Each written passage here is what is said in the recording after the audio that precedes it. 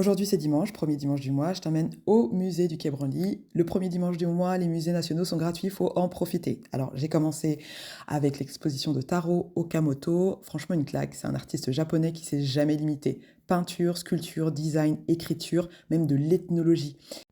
Il a notamment créé la célèbre Tour du Soleil pour l'exposition universelle d'Osaka en 1970, une sculpture géante qui est devenue un symbole au Japon. Il a dessiné des meubles, des objets du quotidien, toujours avec cette énergie explosive et décalée. Il écrivait aussi, il théorisait. Pour lui, l'art n'était pas décoratif. C'était une explosion. Ce que j'ai adoré, c'est le fait qu'il soit resté connecté à ses racines tout en refusant d'être enfermé dans une case. Et qu'il se limite absolument pas dans ce qu'il pouvait faire parce que pour lui, exister, c'était s'autoriser à tout faire. Taro Okamoto, c'est un artiste multidimensionnel qui incarne la liberté créative et ça m'a vraiment parlé. Ensuite, deuxième expo, mission Dakar-Djibouti, contre-enquête. Alors là, vraiment changement d'ambiance.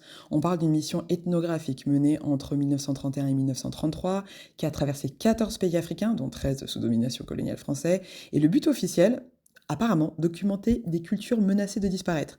Le résultat concret, 3600 objets, 6600 spécimens naturalisés, 370 manuscrits, des ossements humains, 6000 photos, 3600 mètres de films. Tout ça ramené en France dans un contexte colonial marqué par les impôts forcés, le travail obligatoire et la répression.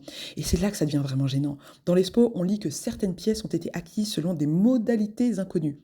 Franchement, est-ce qu'on peut arrêter le gaslighting? On sait très bien qu'il y a eu des saisies, des vols, des réquisitions imposées. Exemple au Mali, en 1931, je crois, il y a des objets rituels d'une société initiatique qui ont été pris malgré le refus des chefs cultes. Et ça, c'est pas des modalités inconnues. Alors oui, l'expo a le mérite d'ouvrir le débat, de parler de contre-enquête, de donner la parole à des chercheurs africains et de montrer les zones d'ombre, mais j'avoue que je ressors avec un sentiment d'hypocrisie. Parce que mettre des guillemets sur les modalités inconnues, c'est une chose, reconnaître clairement le pillage et envisager la restitution, c'en est une autre. Enfin, bref.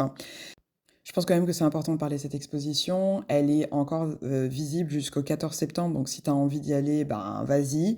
Peut-être que tu auras un sentiment différent du mien. En tout cas, moi j'étais contente d'en sortir parce que franchement, je me suis dit, les gars, ils sont trop forts dans leur propagande.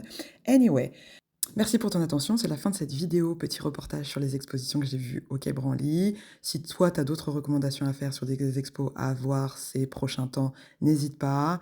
Et on se retrouve pour une prochaine vidéo. Salut!